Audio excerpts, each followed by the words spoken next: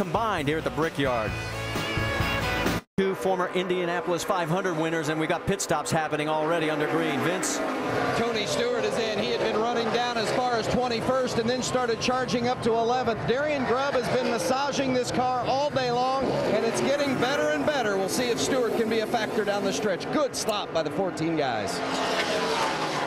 As Tony comes back out, you saw Greg Biffle. He has come awfully close to that wall every time he's on that lap, the last 3 laps, and here comes a bunch of people, including second place Juan Pablo Montoya is heading towards you, Dave Burns, if he can make sure that Marcus Ambrose doesn't get in the way. And he doesn't want any distractions when he's coming down pit road. You heard him say that he really doesn't do anything different, even after that speeding penalty on pit road last year. Certainly he'll watch that tachometer to make sure he's not over this year. Come down and calling for no changes right now on the car. It was a little bit loose when he slammed on the brakes, but that was just a condition he can control with his own feet, so they won't make any adjustments. The tires going on are fresh and full of air, and so far after that first right front was bad, no problems at all for Juan Pablo on the tires. Jamie? And Mark Martin was too tight in traffic. The call was 4 tires, 2 rounds out of wedge in the left rear. It was a good stop. He's down and away. Dave?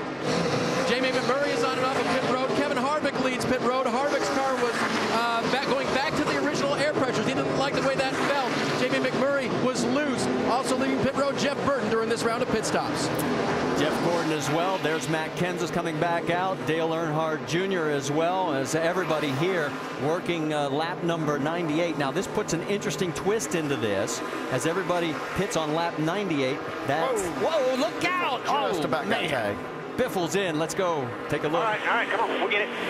Very close call for the leader right there. He said the water temperature was good. It would have been bad if he'd crushed the radiator right there, but he gets around Keselowski. So coming in, Greg Biffle wants a half round on the wedge adjustment, just a little bit loose on the race car. Doc? Likewise, a little bit loose for Kurt Busch. 4 tires, slight air pressure adjustment. Busch is down and away. So after a heart-stopping moment for Greg Biffle and his team, Roush Fenway Racing. Let's go back to Doc one more time. And what a difficult day it has been for Jimmy Johnson. Again, major chassis adjustments. They went back to the garage and came back with a handful of shock absorbers. They were thinking about changing shocks if they can get a pit stop under the yellow flag. 4 tires, and again, Jimmy is away. And the 99 of Carl Edwards rotated through to the lead, but now he has pulled down pit road, and he makes his way down that long, slow 55-mile-an-hour trek towards his pit stall, well past start-finish line. Doc? Carl Edwards saying the car is a little bit free in and free off. It's still tight in the middle of the corner. They are continuing to make just ever so slight air pressure adjustments. Carl said it's gotten better.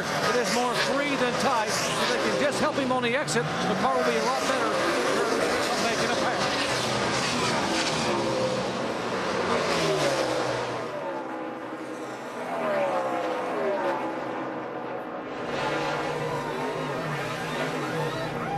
You can see that Reed Sorensen, after that early incident where he got heavy damage, they had managed to get back out, and that was our over-the-wall Sean Pete, the jack man for the team.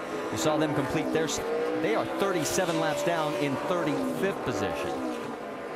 And that was that big wreck that we had on lap number 1 that put them behind the wall. We can also tell you Robbie Gordon has gotten back out on track. He had an incident earlier with a blowout. He is 54 laps down. There comes the race leader, and it is Juan Pablo Montoya with Greg Biffle right behind. And the reason for that, guys, as we're looking at the clocks, it looks like pit stops. Well, the pit stops are very comparable right there, just looking at them, 13.2 to 13.5. And looks like maybe that hiccup Biffle had getting into his pit stop from Keselowski cost him some time. Well, he had a 0.7 of a second lead before the pit stop, and right now he trails by just 0.3 of a second, and you can see how close that is on the racetrack as they make their way through turn number 3. Yeah, these two guys have separated themselves by about 6 seconds over Jamie McMurray. You want to talk about moments that are the difference makers? Here it is.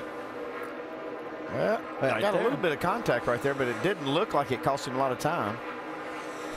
I think it got the pit crew a little bit, even though they still made a good stop, he went a little bit further and it just threw him off a little. And we're talking about only a second from where he came in with 0.7 of a second lead versus out with 0.3 of a second behind. Well, between Montoya and Biffle, they have led all but 15 laps today. We've had 8 different leaders. Jamie McMurray, he's one of those Ganassi drivers that could have the trifecta happen. Greg Biffle, Ford's best hope. But the man they're all chasing right now, Juan Pablo. Brickyard 400, presented by Golden Corral, is brought to you in part by Burger King, who remind you to have it your way. 56 laps to go in the Brickyard 400. Juan Pablo Montoya leading. A reminder, the Mopar Mile High NHRA Nationals finals come up tonight at 7 Eastern over on ESPN2. Next weekend, racing includes the NASCAR Nationwide Series from Iowa Speedway, Saturday 7 Eastern ESPN2, and the NASCAR Sprint Cup Series from Pocono, presented by Aaron's, next Sunday 1 Eastern on ESPN. Coverage starts at noon Eastern with NASCAR Countdown. That will be over on ESPN2 next Sunday from Pocono. 55 laps to go. The lead changed hands on a 2-lap exchange of pit stops a moment ago. Greg Biffle came in leading Montoya, stayed out an extra lap. Montoya ended the exchange with the lead. This from Biffle's car a minute ago. Well, I sure hope that wins the race, Erwin. Me too, buddy. Me too. Did we get the advantage we needed by staying out an extra lap? No, we just wasn't on the pit road with a 29, 31, and all of them around us, about 10 of them pitting around us. We didn't know Keselowski was going to stop you. All right, so the exchange between Greg Irvin, the crew chief, and Greg Biffle, the driver, who again started the pit stop exchange with the lead and wound up chasing Juan Pablo Montoya. Rusty, Brad, Ray, valid question. Was that the race? that could be the race, because track position is everything in the world. When I saw Montoya hit pit road a lap before Greg Biffle, you knew that he had fresher tires, and these guys run that first lap after they exit pit road like it's a qualifying lap. Now, not only did he pit early and get that position there, he also beat him in the pit stop. Montoya's pit stop was a 13.2 compared to Biffle's 13.5. So Brad, a little here, a little there, and he's got the lead now. Yeah, I don't think I would just go ahead and give it away to Montoya, though. I still do believe they do have another pit stop that they're going to have to make. They're both going to have to come down pit road one more time. Greg Biffle could possibly get something back there, but it's going to have to be perfect. Let's have a little round table here. DJ and Andy listening and joining as well from the booth. Guys, you see these final 53 laps unfolding. What do you see as far as strategy, the one more stop and so on? Andy, what are you seeing? Well, I see just one more stop for everybody, but I didn't quite understand exactly what Biffle was referring to there, if he needed to go run an extra lap just for fuel and he still wasn't able to make it or not. But I really felt like everybody could make it from here.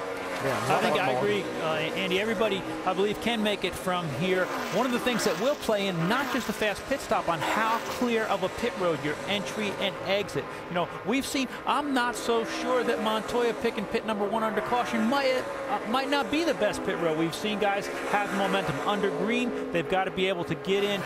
You saw that incident with the 16 and with Brad Keselowski. That slowed the 16 down maybe just enough, threw his pit crew off just enough to cost him some time. They're just going to get one more crack at this. Hey, DJ, I don't know about you, buddy, but every time my guys made a mistake or else I questioned something, I would do just what Biffle did. I mean, he's probably thinking, man, I wish I could have got in the same lap as Montoya or maybe a lap early, because I think he's a little hot that Montoya got him on those fresher tires. Yeah, that's a good point, Rusty. I was just going to talk about the same thing. I think Brian Patty may have done something to get his driver the lead and just get him back out front, knowing how important that track position is, that knowing just that one lap was enough. Andy brought this up to me a while ago, that might have been 3/4 of a second, got him out front, and now Biffle's actually paying the price for all of that happening. I'll just throw a couple things at you. First of all, I'm just stunned. I think, Andy, you said this a few minutes ago. I'm stunned at how much the first two have separated themselves from third place on back.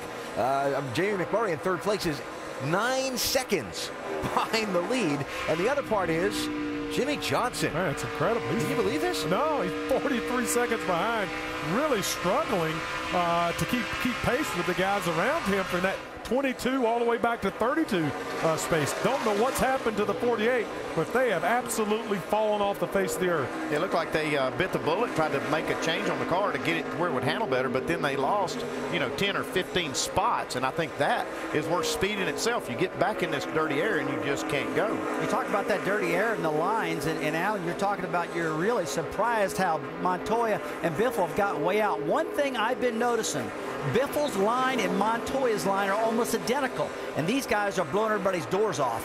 Another race for 13th and 14th place. One other thing, Marty.